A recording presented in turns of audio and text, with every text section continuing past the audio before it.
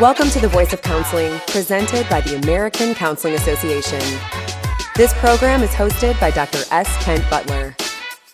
This week's episode is Surviving and Thriving in Your Counseling Program and features Dr. Jude T. Austin and Dr. Julius A. Austin. Welcome to The Voice of Counseling from the American Counseling Association. I'm Dr. S. Kent Butler, and joining us today are Dr. Julius A. Austin and Jude T. Austin II. Dr. Julius Austin is a former collegiate and professional soccer player who earned his MA in clinical mental health counseling from the University of Mary Hardin, Baylor, and his PhD in counselor education and supervision from the University of Wyoming. He is currently an assistant professor in marriage and family therapy and counseling studies program at the University of Louisiana at Monroe. His brother, Dr. Jude Austin, has a PhD in counselor education and supervision. He is an LPC, a LMFT, an NCC, and a CCMHC. Okay. Alphabet soup. He is currently an assistant professor in the counseling program at the University of Mary Hardin, Baylor, and serves as the program's clinical mental health counseling track coordinator. He is also a private practice. He also is in private practice in Temple, Texas. His research focuses on counselor education and pedagogy, specifically finding ways for helping counselors and students develop therapeutic presence in session. So today we're going to really be communicating about their book. They have a new book that's out called Surviving and Thriving in the Counseling Program. And so with that, let's bring in these two brothers and see what they got to talk about. Welcome. How you all doing?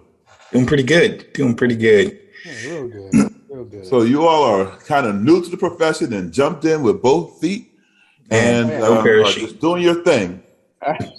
Nobody stopped us yet, so we just... I don't know why, and no one stopped us yet, but we're kind of like, we're kicking down the front door and looking backwards. Yeah. What was the expectation? That somebody would stop you and kind of steal your joy and take you out of your pathway? Yeah, I think so let me just kind of backtrack. So I recently made a transition to a full-time faculty member at Grand Canyon University.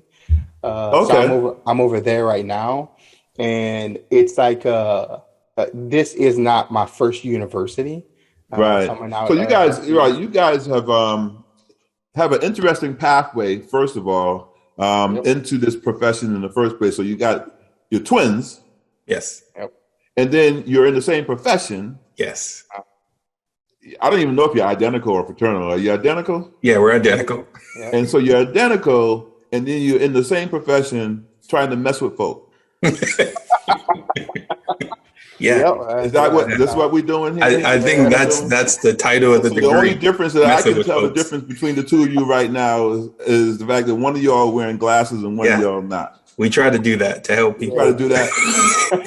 All right. Well, I think that's one of the reasons. That's one of the reasons why we thought we would get kicked out, because it's like it's two of us, with like very similar backgrounds. So we would always look at each other like, they're not going to let us both into this master's program. So were you all in the same program all the time?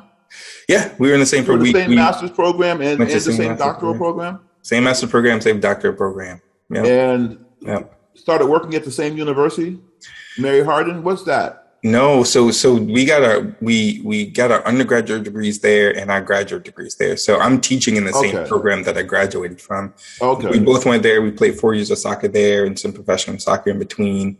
Got our undergrads and then got into the graduate program, and they trained us up, and then we both decided to go and get our PhDs. Even though we were in the same programs, we have different focuses and different research interests and different styles of counseling, so yeah. All right, which one of y'all better? Oh yeah, don't answer that. I'm just messing with you. 100% me. I'm just kidding. If they can't tell, then they'll know by the end of this. They'll know by the end of this. So you said you have different pathways, but you came together to write this book. Mm-hmm. So what was the impetus behind the book? Oh man, I can go, when we were going through our graduate program, I think one of the things that stood out to us was that we didn't see any writers that looked like us or talk like us or move like us. And so a lot of our perspective about how to be a counselor was coming from this Eurocentric perspective. And for perspectives that they didn't grow up in the same neighborhoods we grew up in. They didn't grow up playing basketball until the streetlights come on. You know what I mean? So we didn't see ourselves reflected in anything. And so we wanted to write a book that we needed and that we felt like could talk to counselors that acted like us and moved like us and learned the way we learned and had some of the same backgrounds that we had. And so that was the impetus. So can you talk about the importance of that though? Because I think, a lot of times people say that, right? They hear people say that. And I'm wondering if you can probably provide some context. I don't know that I ever heard anyone really be able to kind of give to individuals who are out there saying, well, why can't you just use the regular counseling book? Yeah. Can you kind of, in your own words, kind of explain what that is? Because it's a thing. It's a real true thing about seeing yourself reflected in something, right? I was actually thinking about it the other day. I was watching a movie on TV, and the whole movie throughout it, the characters are all of the same ethnicity, and I had to stop and think. It's like that's why when people say representation matters, and you have to see yourself. Well, you have a whole industry that sometimes doesn't see people. Yes. And then you take that outside of the industry, you take that into real life, and you don't see yourself reflected. That means something. So can you talk a little bit about how do we get people to understand why it's important to see yourself represented? Yeah, I mean, if I can jump in real quick, Jude, I think it's at least from my experience, it's reflected not just in the present of like who I am now, but when I see myself in literature, in the counseling field, in videos, in any type of media related to the field, I also see reflected in that my parents and my grandparents. And in that reflection, there's this sense of trust and humility and acknowledgement of my existence and my presence within the field that I don't get from, and not saying that these other books aren't helpful, but that I don't get from these other books or sources of literature. So it's very much so deep rooted in not only who I am personally as a clinician, but my identity, especially as a Black man within the field. Right. So you said that word inclusion. Yes. And that really is a powerful word when it comes to looking at something like that. I'm sorry. Go ahead, Jude. I was gonna add, like when we talk about inclusion and acknowledgement and seeing yourself, I think what the struggle, right, when you go through theories class or you go through ethics or those courses and you don't see yourself reflected in the books, is that there's this insidious message and it's quiet and it's a whisper that says, be less like you and more like us. Okay. Whoever the us is, and you may not necessarily own that message, but you hear it in the way that you act and you see it in the way that you relate to other people around you, and how it's hard you go to counselor training and then sometimes it's hard to step back into your communities. Yeah. You know what I mean? So it's just I can see that. You if you look at it from the context of someone following in their father's footsteps, so exactly. And you see this person whose father was a doctor or a lawyer, and then they find that they're a doctor or they're a lawyer. Or even in the entertainment community, somebody whose father was an actor, and then they're an actor, and all those types of things, that nepotism that comes with that piece, right? But if you are coming up in communities where you don't see yourself reflected in those types of environments, then you don't think that you can be there. You don't think you could do it. You think that's not for me. That's for y'all. That's not for me. And there's this little small, and maybe it's not so small, but this idea of like, oh, I guess I have to be someone else to be accepted or to be like a good counselor. I can't be myself. So let me ask you something. Because now that you just said that, I have to be somebody else to feel accepted. Yeah. And in those communities, sometimes they do want you to be someone else. Yes. They don't want you to be yourself. Yes. Can you speak to that? Yeah. I feel like that's the tension of going through. That was our personal tension of going through counselor training. Not so much in a graduate program, but in a doctoral program for sure, where you feel this tension between who you were raised to be and who you need to be in order to get acceptance and acknowledgement. And I feel like it's that tension that makes a counselor lose confidence. It makes them lose themselves as self, and you can't use yourself as a tool once you start doing that. You know. Well, you wrote this book, and it's doing pretty well. So, what are you hoping that the reader will get from the book, other than having material that may not be covered otherwise? What are some of the things that you're hoping that the counseling program will take, and how that will allow others to succeed? And when you talk about that, can you also talk about it from, while it may be written with the mindset of someone who looks like you, it's actually inclusive of all individuals who can see themselves in it as well. Absolutely. Yeah. When we say written from somebody that looks like us, yes, ethnically, racially, and culturally, but also if you're somebody who went to a counseling program and thought that this wasn't for you, that you wouldn't be able to survive or thrive like we did, because we weren't great students. We started in our graduate program thinking any minute now, they're going to realize that we shouldn't be here. If you're that person, then this book we feel like is written for you. Because our whole goal, what we want students, our counselors, our counselor educators to get from reading the book is we want them to find their voice.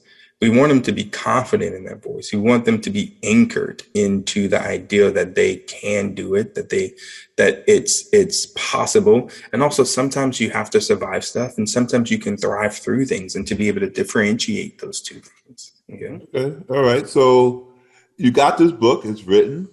People are reading it. When's the best time in their career should they be reading it? So the way that we wrote this book is that we wanted it to be something that you put in your back pocket. And if you're in your first year of your master's program, you pull it out and you kind of thumb through the pages and say, all right, this fits for me. Like, this particular portion of my career is where I'm at, but I'm also not in my second or third or fourth year. So that will have to wait until I'm there, or you can go forward in it and check that out. So we wanted it to be a touch point for people at different stages of their career, right? Whether that's first year of their master's program, first year of their doctoral program, their first year out in the real world of psychotherapy. So we wanted to be at different iterations of their career. Yeah. So when you think about it, it's for individuals who can kind of come to find themselves while they're going through the counseling process. Absolutely. Something that you felt that you didn't have when you were going through your counseling experience. Exactly. And I think that's one of the underpinnings, or at least the undercurrent of some of the reasons why we wrote this book, was to be reflective, right? So when people read this book, they see us within the book, like really us, like who we are. They see our voice. They can see and read the jokes, right, that we have in this book, the way that we communicate with each other, and also see themselves and their experiences reflected within the text. Yeah. So do you find this in all your research? I mean, are you writing it from this perspective in all the work that you're doing, not just this book, but other pieces of literature that you're putting out there as well? Yes. I feel found out. Yeah. Say that one more time. I said, I feel found out. I feel like you just kind of cut to the quick of like, that's what we're doing. The stuff that we write. Yeah. So how might an instructor embrace your work? You got it maybe for students. How might an instructor embrace what you're putting down on paper? That was kind of another thing that was in the back of our mind when we were writing, was that sometimes counselor educators, and I feel like I don't want to call anybody out, but I feel like sometimes they can be out of touch with the student's experience in that program, because they were a student decades ago Yep. Okay, so I won't let you use that as the impetus of being out of touch.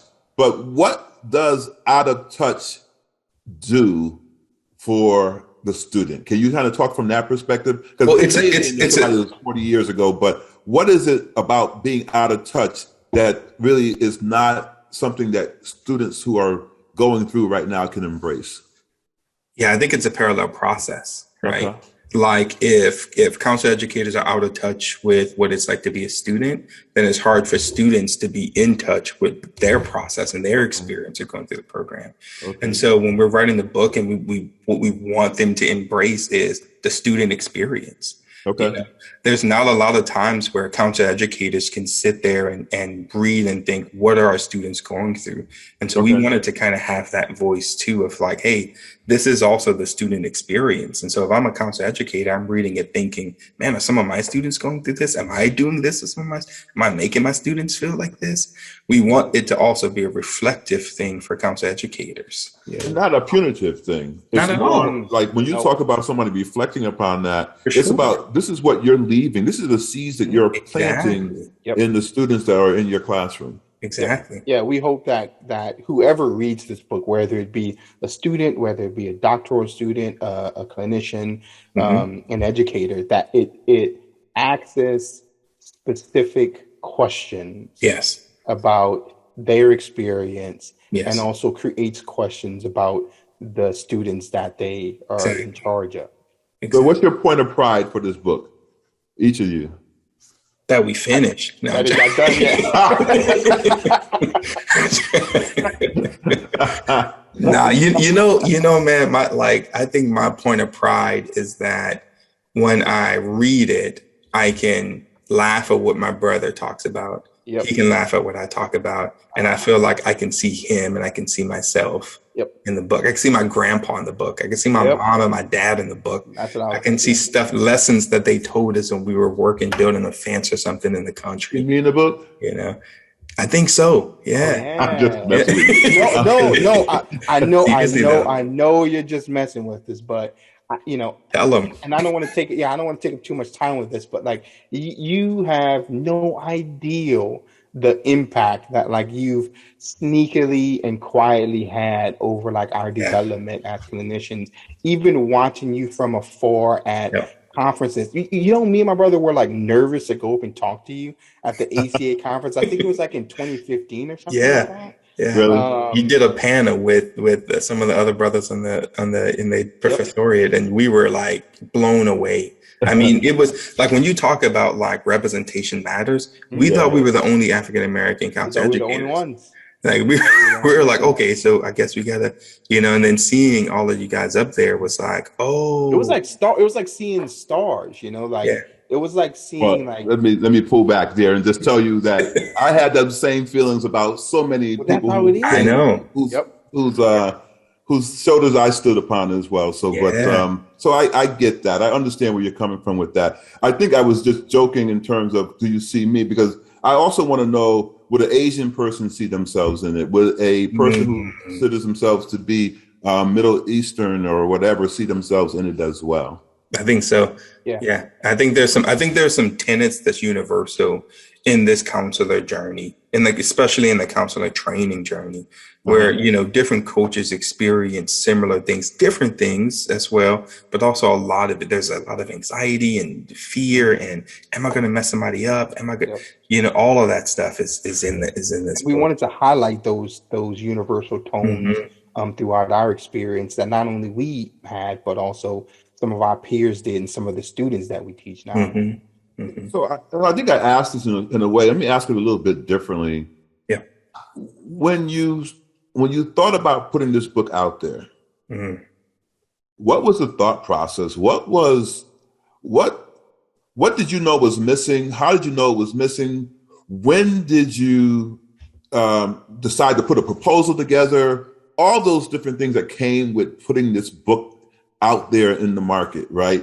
What were those things that made it all come together? Were there people that you were looking at that you said, that inspired you? I know that you had done some work working with Corey and some other things. What were the things that were kind of saying, okay, this is the moment, this is the time this book is necessary and it's going to be put forward?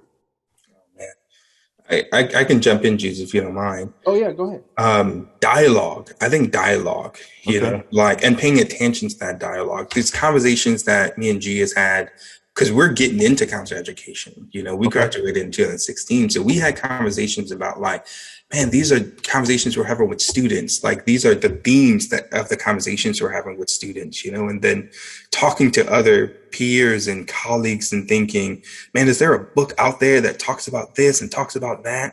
And we couldn't really find one that exactly talked about in the way that we wanted. And so it was kind of those situations where you're like, well, I guess we have to write it then, you know, like, I guess it falls upon us, you know, to do that. So you become rock stars pretty early on in your career. Yeah.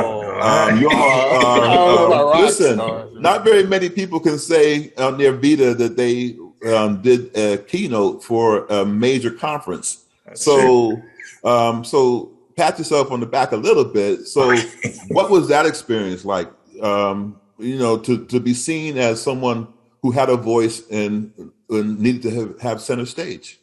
I have this knee-jerk reaction to say, like, you know, you know, I felt honored, and also it was very humbling, but also like very scary. To have like your voice projected at such a volume at like a national conference, felt like, man, I'm, you know, 34. You know, like, am I supposed to be here? There was a very real sense of, you know, am I worthy of such a stage? You know, am I worthy to have my voice projected at that level? Yeah, I don't think people talk enough about the vulnerability that comes with like writing books and doing keynote speeches and just putting yourself out there like that. You're basically saying, reject me or accept me, you know. I'm putting myself, it's like any relationship, you know. There's some inherent fear, you know, that comes with that. So hindsight, looking back, what were your growth moments? What do you see as the things that have come out of it, the positive things that have come out of your experiences thus far? So there was one thing, right? And this is pretty personal, but for I think it was ACA, it was pre-pandemic ACA conference, and we had just come out with the Counselor Self-Care book, and we were in our first book signing panel, and me and my brother were looking at each other like, there's no need to bring a pen because no one's gonna come, you know. And no, there was this like massive line out there, right? And like people were just engaging with us in dialogue and like, you know, all kinds of stuff. And that was a very surreal moment within our career, or at least within mine. And then, but that wasn't it. Like, it was racing. I mean, Dr. B, like racing upstairs to our room and calling our mom and just like sharing the experience of like, hey, like, this is what happened. And my mom rarely shows like emotion, but like she was crying on the phone just because there was so much joy that we had. And I think that, like, you know, I know my brother probably got in this for the money, but for me, it's for like it's for call him out. Call him out. I'm gonna call him out. You know, it's time that everyone. Where is that money? I'm still.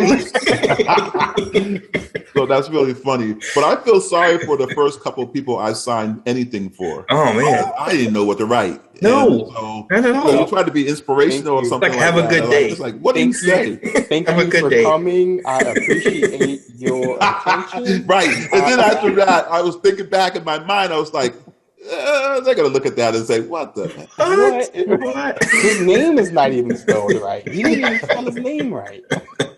Mercy. So I really resonate well with you talking about your parents, especially calling your mom and wanting to have her to kind of experience that with you, the joys of what you went through.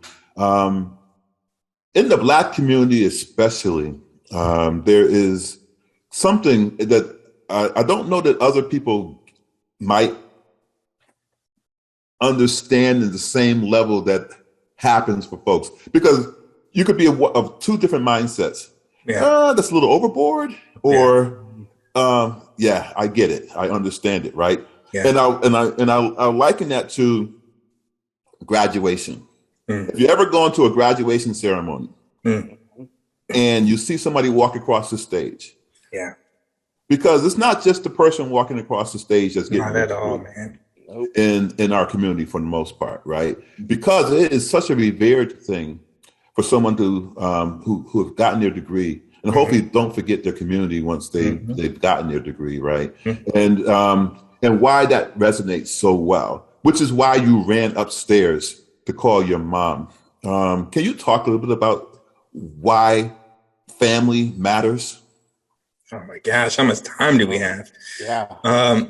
It's when people describe us writing and counseling and teaching, we hear them describing our dad and our mom and our grandpa and the ways that they taught us to do things. It matters because there's no way we would be able to do what we're doing without them. I pull from them in situations where I'm most unsure of myself. I pull from family members that impacted me, it's like that healthy attachment. Without that healthy attachment to our parents and our grandparents and ancestors, there would be no way we would feel confident enough to face that vulnerability when writing and when presenting and when doing things that we feel like we have no business doing.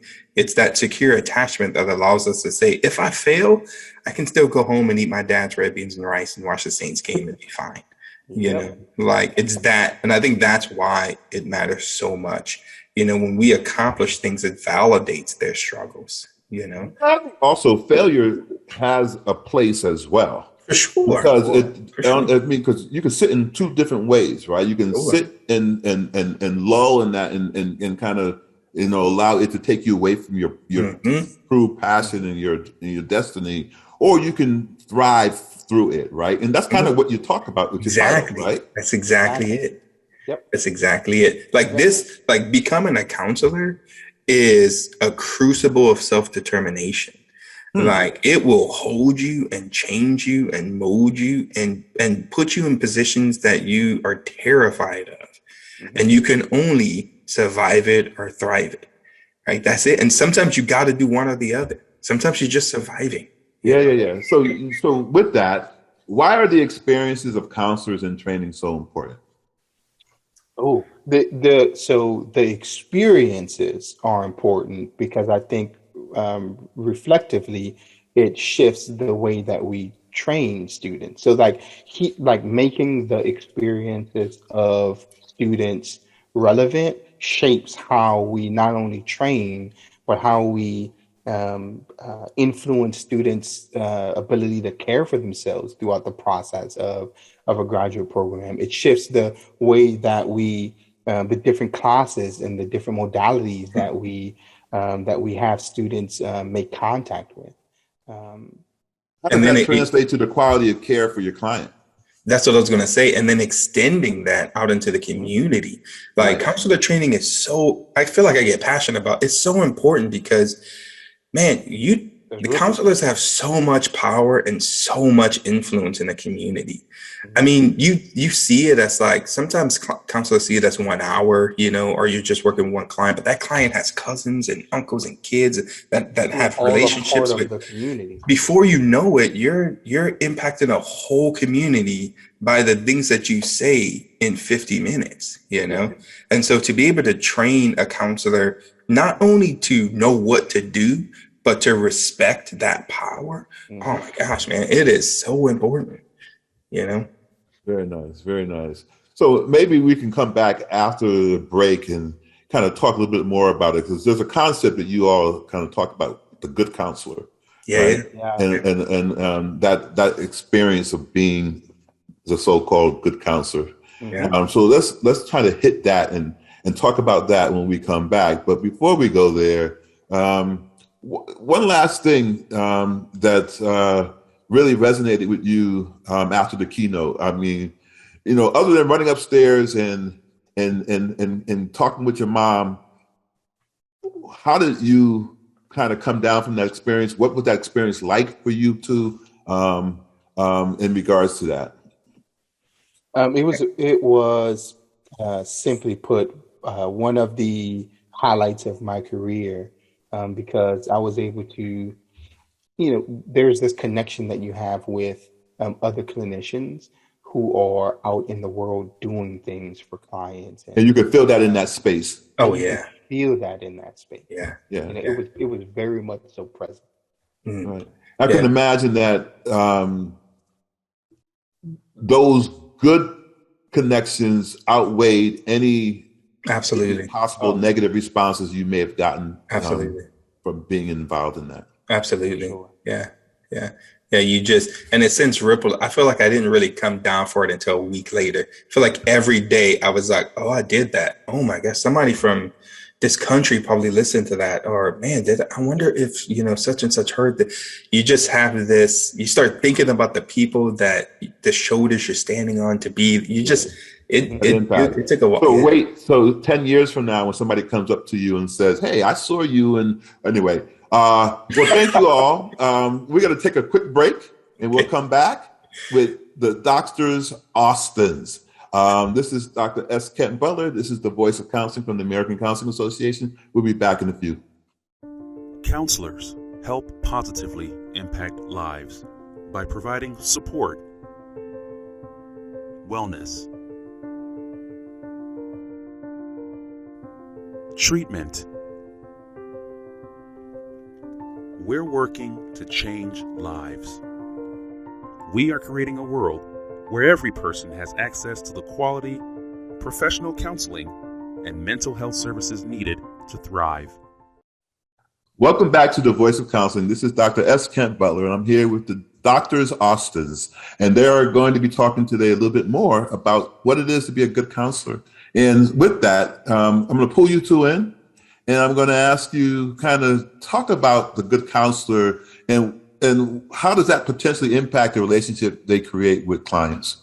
Great question. Yeah, so there was this in our graduate program, especially me throughout the training, right around like pre-practicum and practicum, there was this ideal of the good counselor, right? And the good counselor for me is like they know all the right answers. They never get anything wrong. They know when to report, when not to report. They can suss out any ethical issues, all of that stuff. And I'm supposed to be that clinician, or I'm not a good counselor, right? Yeah. So I'm like always chasing this identity that, quite frankly, it doesn't really exist, and it's a very high bar that only results, at least in my experience, in failure.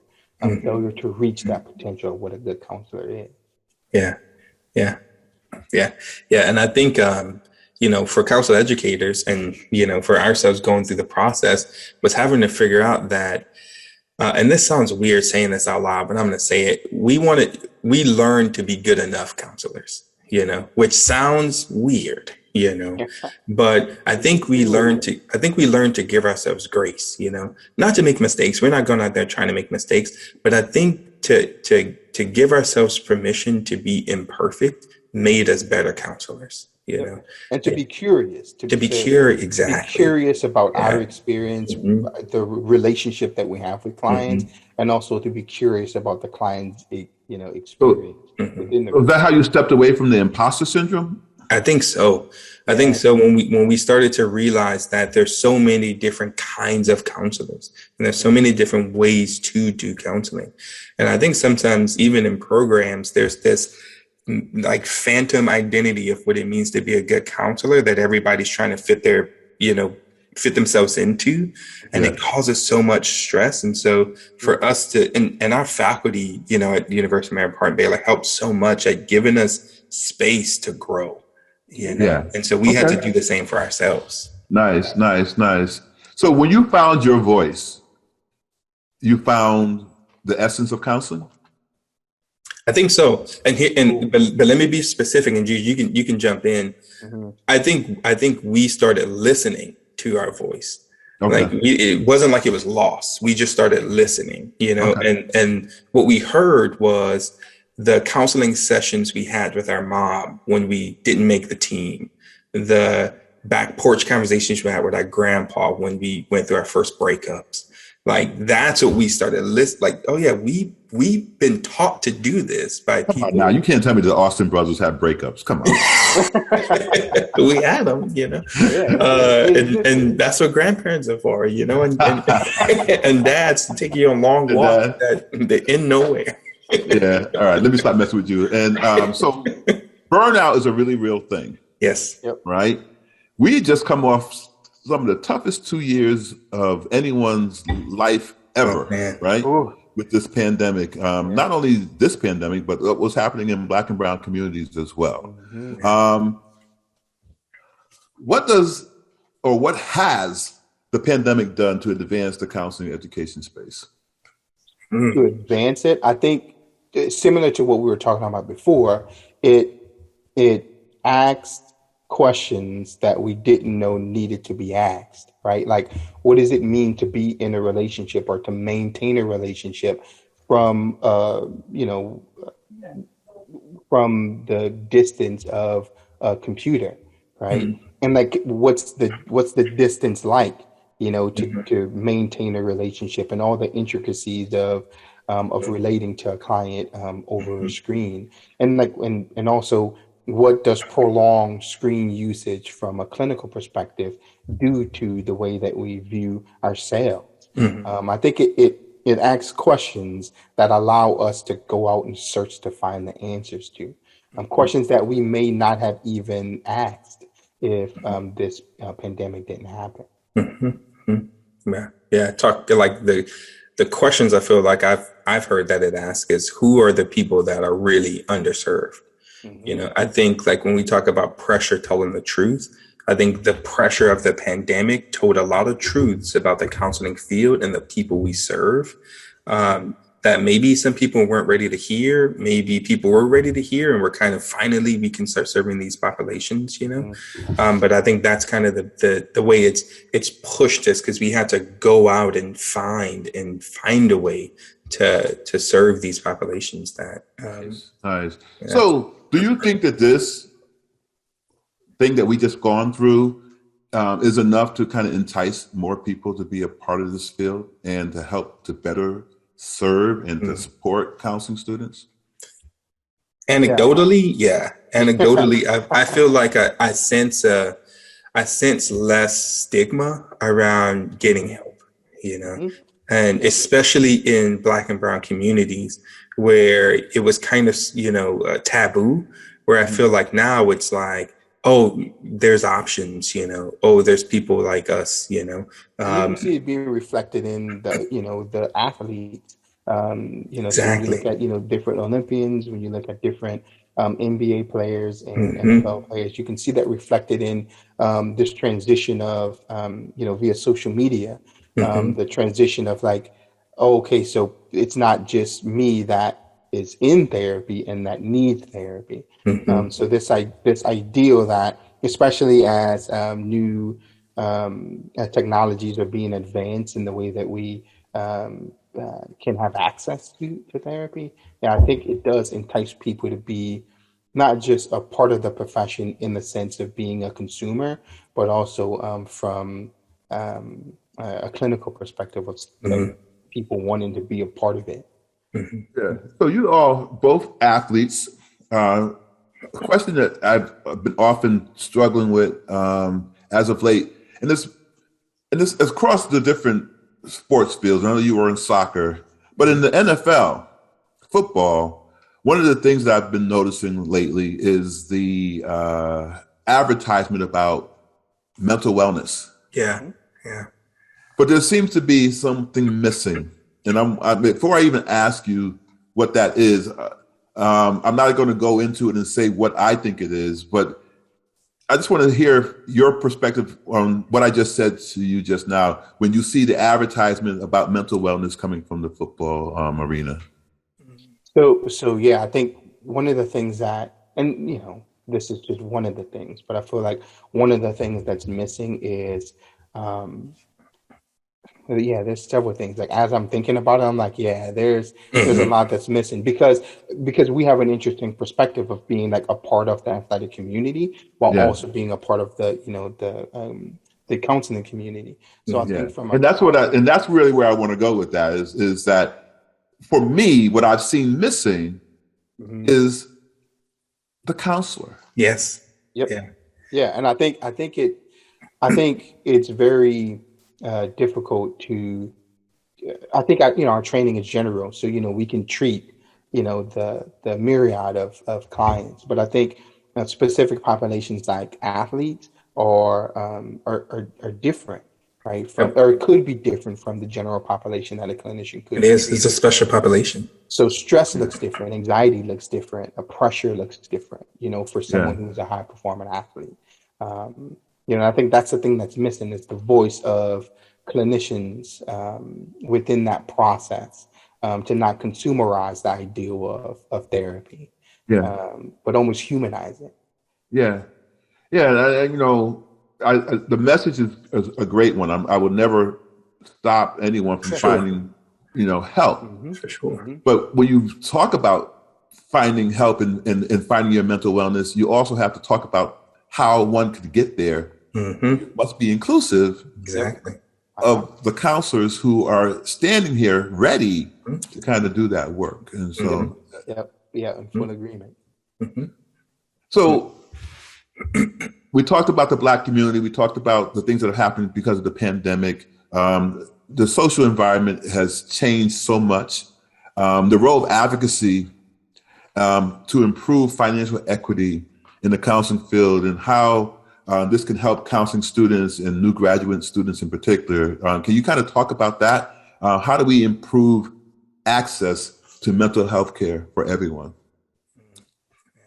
I think what you said about athletes is probably going to ring true here too, is that improving access, I think, starts with showing people that counselors are accessible.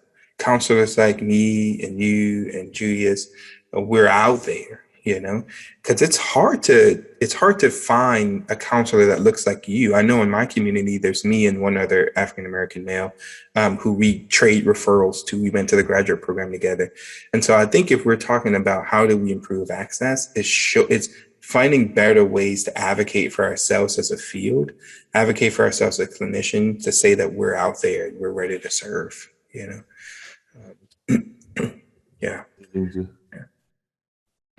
Julius, he just stopped the mic on that one, huh, Julius?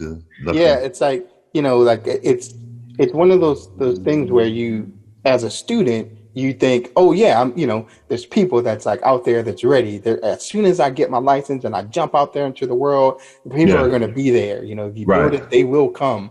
And then you jump out there and it's like, I know there's people that need help, but like how are they, why are they not getting to me? So I think advocating for ourselves within, with the ideal of, I need to go to the people. So like, where are the people? In the barbershops, in the, in the community centers, in the, my kids' soccer league and the parents that's going through, a divorce or whatever, and being accessible. Like, this is my identity as a clinician. And because this is my identity, these are the things that I can provide to the community at large. Yeah, like sometimes people, let me add this real quick. Sometimes people think advocacy is this big thing. Like oftentimes advocacy starts with your influence in your community, being out there. You don't have to wear a shirt that says I'm a therapist, but you have to remember that you are a therapist wherever you go, and just showing up, right? Showing up. Because people have to see you. They have to trust you and be willing to accept you into their community. Exactly. So which of the two of you led the other to this profession? I can't imagine that you both had it at the same time. So who jump started the two twin brothers heading into counseling?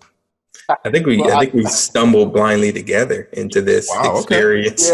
Yeah. I think people sometimes think that, like, my brother or I decided, and then it was like, oh yeah, that seems cool, let me jump on. It was really a, hey, I'm interested in this. Oh yeah, me too. Well, let's try to do it. And then so it was a conversation. It was a conversation. You was like, you know what, I'm gonna jump into this master's program over here. Yeah, but I also think that it was like little small whispers of our parents and our grandparents and community members of like projects that we've done, and coaches, and coaches of like, when we look back and when we're reflective about our process coming into the profession of like, oh yeah, this does feel like a natural fit for. Yeah. And I feel that same way. I think I had a natural progression into this profession as well. Each job that I had leading up to me getting into my master's program actually was telling me that this is the career for me. It was after that first session where I was like, oh yeah, this is it. Yeah, this feels like this feels like I have a stadium full of people around me. I feel the after pressure. your first class. So tell me, both of you, when you walked out of your first class, what was the first thing that you said to yourself after you taught your first class? Oh, after we taught our first class? Oh, I thought, how do people do this for so long? Like, I felt like, so this is what I thought. I was like, I'm in class. I'm thinking, a 3-hour graduate class is a really long time. And you sit in it, and then all of a sudden it's like, wait, it's been 2 hours and 45 minutes? I haven't even gotten to the meat of the lecture yet. Can you guys spare another 3 hours? Can you please? What are you guys doing tonight? I got so much to give. I got so much to give, and you guys don't leave. Give. What do y'all? I got 100 pages of notes, man. I got 100 slides. We only got through 10. I got 100 slides. So let me tell you, before you answer, I'm gonna say this is what my response was. I was sitting there after my first class, and I was like, wow, you really do know this stuff. Oh my God. I was like, did they get what they need? Did they get what they need? I was like, why am I so hot and sweaty? Yeah, like why is it so muggy outside? Sweating through my jackets. I'm sweating through my jacket. And I wasn't nervous, just I wanted to, oh my God, I was so worried. So much energy. I felt like I could run a half marathon. Yeah. Okay, so the other question I have to you, when I used to leave out of my classes early on in my career, I used to have people, my mentors that I would reach out to on my drive home. What was that like? Was there anything like that happening for you all the first semester? So with us, it's so our family know, our schedules and what we're doing. So I remember teaching my first class, and I mean, before I even got out of the door, because students sometimes linger on. My dad was calling, my mom was calling, my sister was calling. I got in the car and just called everybody on 3 speaker, speaker, just because I wanted to just get this experience out one time, time, so I didn't have to make 4 or 5 calls. Yeah, man.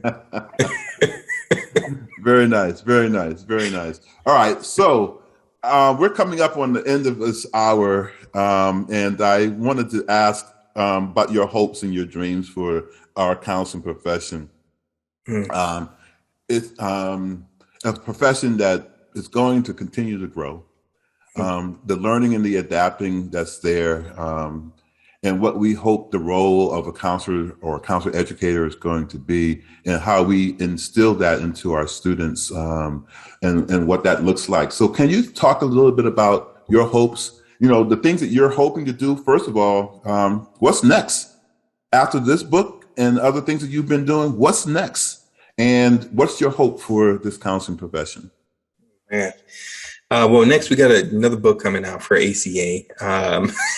Surprise. It's just going to be about the counseling, how to do counseling in a way that we feel like is humble and respectful and inclusive, that process. So that's the next thing, presenting at ACA. And so anybody out there can find us at ACA, come to our booth or whatever and find us.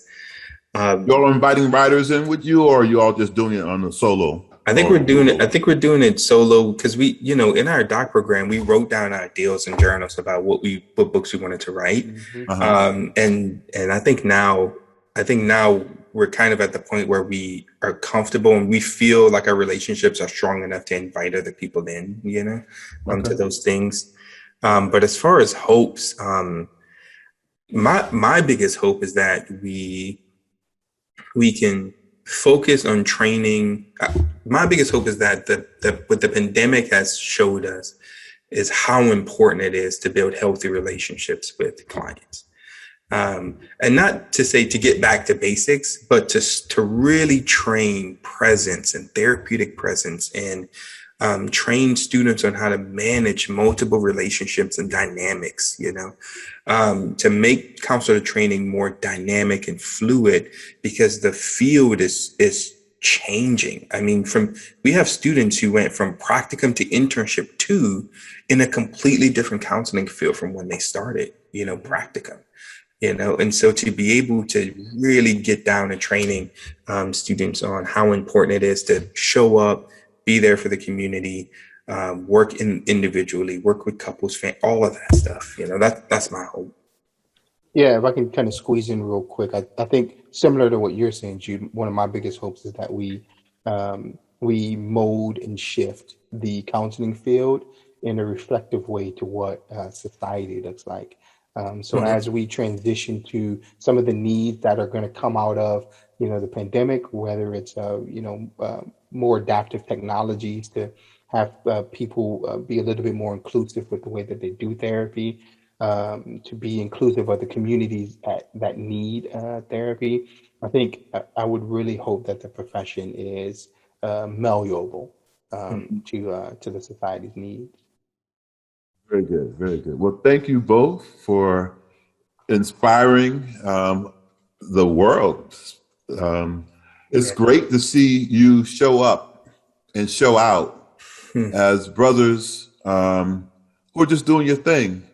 Yeah. There's no preconceived notion here about who you are and what you should be, that you were an athlete, that you were this, that you were that. It was that you had a heart for counseling, and you put forward that to the community, to the counseling community as a whole. And, sometime back, you asked me to be a part of a project that you all were doing, and I stumbled away from it, and I didn't get a chance to do it. I hope you all don't forget me when you all get all up in there. The old grudges. No, I'm kidding. We do. Of course not. Of course. I'm just messing with you all. It's been great talking with you too. And, I can see you both have your own identity. More so than just twin brothers, you are doing your thing, each individually. Very powerful narrative that you all have. Continue to kind of put it forth. And I thank you for being a guest today. Thank you. Thanks for the invite. This was awesome. But this has been The Voice of Counseling. I'm Dr. S. Kent Butler. Today we are here with the Austin brothers, Julius and Jude. And I want to thank them for their inspiring words. You all have a great rest of your day. ACA provides these podcasts solely for informational and educational purposes. Opinions expressed in these podcasts do not necessarily reflect the view of ACA. ACA is not responsible for the consequences of any decisions or actions taken in reliance upon or as a result of the information and resources provided in this program. This program is copyright 2022 by the American Counseling Association. All rights reserved.